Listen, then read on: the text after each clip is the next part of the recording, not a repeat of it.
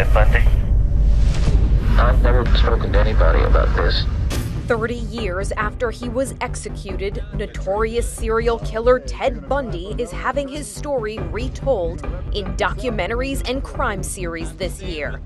The Netflix original Conversations with a Killer, the Ted Bundy tapes, uses video and audio recordings of interviews with Bundy to get inside his mind.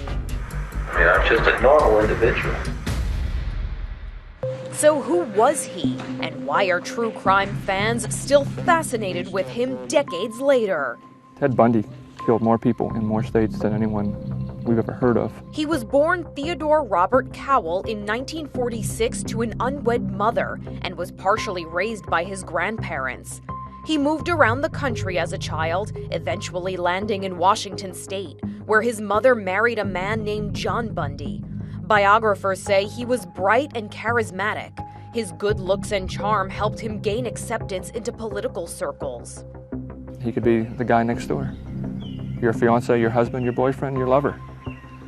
And then that evening, by his own determination, at his own discretion, transform himself into perhaps the most diabolical killer we've ever known.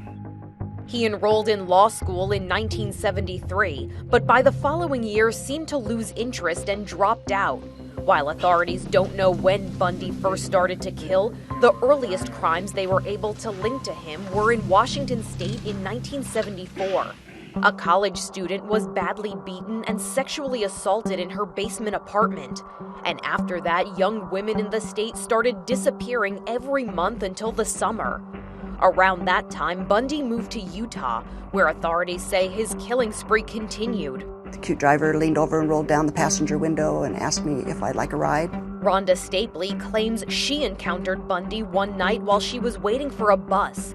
She says he offered her a ride and she accepted. I thought that he was going to kiss me. Instead, he said very quietly, "Do you know what?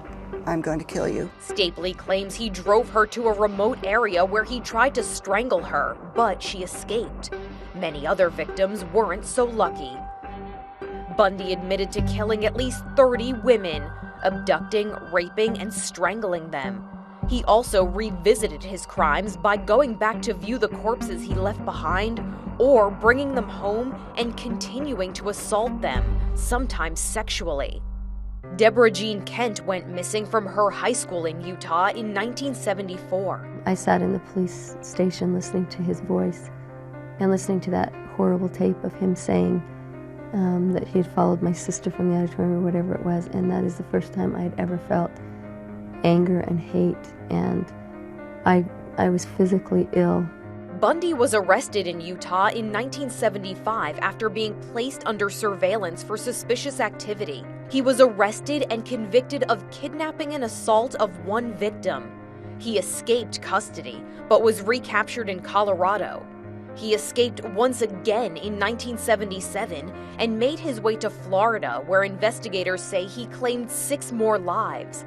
Once again, it was a traffic violation that brought him down. He was put on trial in which he partially defended himself. Bundy was convicted of murder, but that didn't stop him from trying to carry on with his life. Will you marry me? Yes, I will. And I do hereby marry you.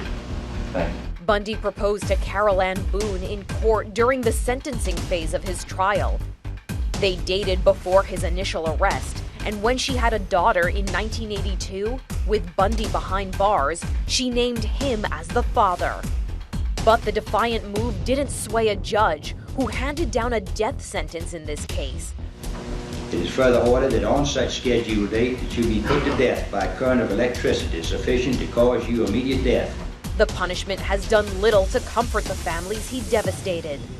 The mother of victim Denise Naslund says her daughter's murder ruined her life. I developed agoraphobia, and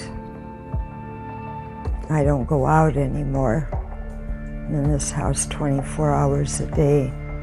It's like dying. I just think of how things were before Ted Bundy came into our lives. Nothing's the same anymore. While he confessed to many crimes, investigators say he recanted many statements and couldn't be trusted to tell the truth. Ted Bundy was executed by electric chair in Florida on January 24, 1989, at age 42, taking his secrets with him about the full and true extent of his reign of terror. This is InsideEdition.com.